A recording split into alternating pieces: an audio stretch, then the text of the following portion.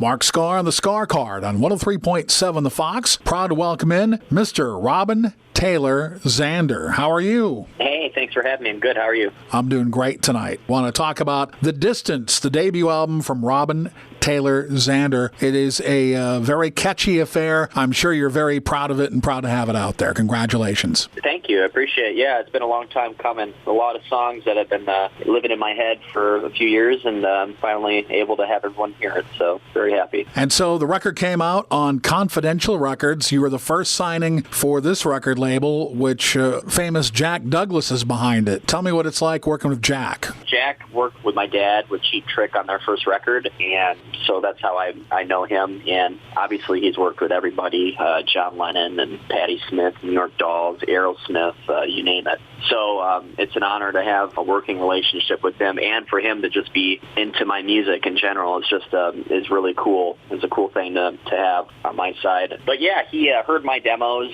for the record and thought that they sounded great, and I recorded the whole record.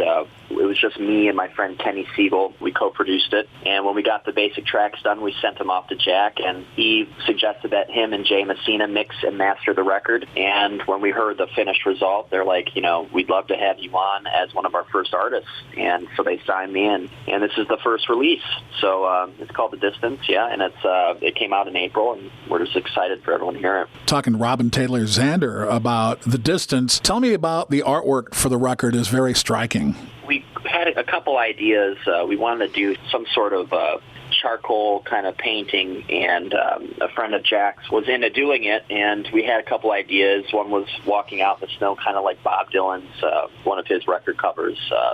We had that kind of idea, and we kind of ran with it, and that's what we got. It's a kind of a singer-songwriter album. It's all original music, no covers, no really co-writing going on. A lot of it's from just my head. So they wanted to feature me, with a guitar, and I wrote a lot of the record during the winter time, so that's why we picked the snowy kind of background. It's really cool. Robin, do songs kind of start with an acoustic guitar usually? Most of the time they start with a guitar or piano.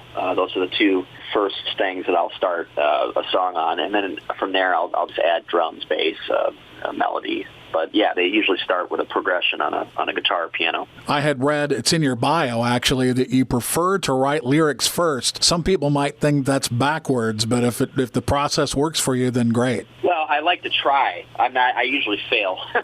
Try to use words first, but the music comes easier than the words. But recently I've been trying to start with a bit of poetry and then add music to it, and each way is different, It depends on the mood that you're in and how you're feeling that day. But it's a good challenge. Do you keep a journal? Well, I have my digital journal, which is my notes in my phone, my notes app, which is I probably have over, I don't know, I have hundreds and hundreds of little bits of poetry that I keep on my phone, and whenever. Let's see here. 863 notes. Wow. So that's just little bits of nothing. Most of it doesn't get used, but some of it does. And I have a lot to pull from, and I'm thankful that we have a way to kind of bookmark that stuff on our phones. Robin Taylor Zander is my guest on the Skaar Kaard. Let's talk about some of the songs. So there's 11 songs on the record. Let's talk about High and Low. Tell me about that one. That's the oldest song of the bunch. I wrote that a while ago, almost about 8 years ago. And it kind of it's just one of those kind of catchy songs that I didn't really do anything with. I was writing a lot of music. I lived in Nashville for about 5 years, so that was a song that I had around that time. And it's my favorite song probably on the record because everyone else seems to get a great reaction from it, and it reminds them of that kind of 60s British invasion vibe, and that's what I grew up on, the Beatles and the Kinks and the Who and all that. So I guess High and Low is probably my favorite, and that's why we picked it to be the first single. And let's talk about What Am I to Do, the opening track. That's one I wrote in Nashville as well, and I think that the older songs on the record are my favorite, and usually it's not that case because artists tend to cringe at their older work and prefer what they're working on, next, their newest song. But those two are the oldest on the record, and they're my favorite. What Am I to Do is also, it's got that British invasion kind of feel. We had a lot of fun recording that one. We did a lot of vocal tracks, a lot of background harmonies, and a lot of work and love went into that. talking Robin Taylor Zander. I know you had a chance to do some road work with your own configuration. Tell me who's in the band. Yeah, Jack actually knew the musicians before I did and suggested them, and they had their own band together and still do. They do their own music. They're called Boys Go to Jupiter, and if you look them up, they have some singles out. They're all in their 20s, young, really cool musicians, really talented. They have the same kind of influences that I do, and it's just all good stuff. I'm really excited to do more shows. We've only done about a half a dozen so far, but when we have time, we're going to be doing more in late summer and the fall. I think you did a show with Joe Perry. How did that go? We did. That was actually the first gig we ever did as a unit, was opening for the Joe Perry project, which was daunting, and we'd never played together before other than 2 rehearsals. So that was very nerve-wracking, but we had a blast, and we pulled it off. Everyone seemed to love it, and we had some great feedback and reaction from it, from the audience, and we just had a great time. What does your dad think about your record? He loves it. I mean, he's really... I listen to a lot of the same stuff that he listened to when he was younger and what he grew up on.